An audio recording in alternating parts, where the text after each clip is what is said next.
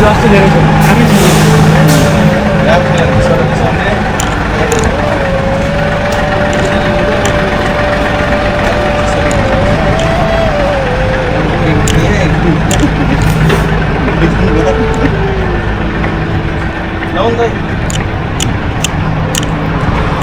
minute लागिरहेको सुत्नु भयो भने त्यति चाँडो भागेर भाइ म त भन्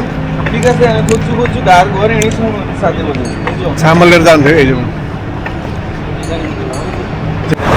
हेलो गाइस के छ सन्चै हुनुहुन्छ सबैजना फेरि आज हामी चाहिँ काममा जाँदैछौँ सूर्य दाई राणा भाइ विकास दाई जस्तो रमाइलो छ ए गाइस सन्नी डे छ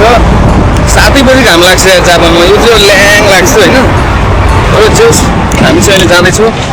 बाटो हेर्नु होला कति हिँड्दैछौँ गाइजहरू छौँ है पसिनाले पुरै शरीर भिजाइसक्यो त्यही हो नुहाउनु पर्दैन अब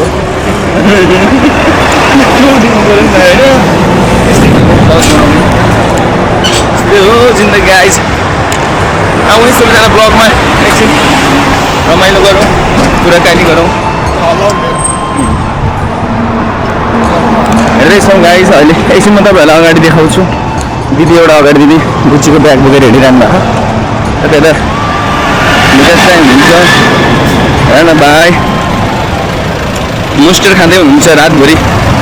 दाइ सुत्नु भएन अरे त्यही भएको कारणले फ्रेस हुनको लागि किन सुत्नु भएन थाहा भएन निद्राले अलिकति कम्ती हानेको भएर त्यस हामी ल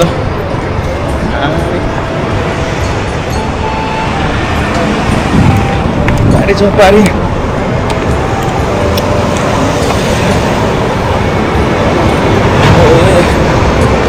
गाडीले हामीलाई क्रस गर्न दिएको छैन तर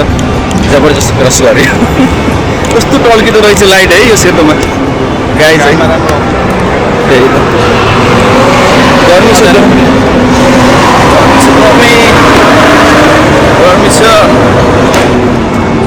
नेट जोडेपछि त्यो उनीहरू पठाएको आएकै छ है अनि आउँदैन दाइ त्यो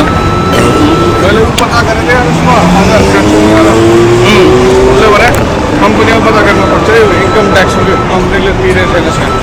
हो र इन्कम ट्याक्स मैले भनेको होइन तिरेको भए त आउँदै आउँदैन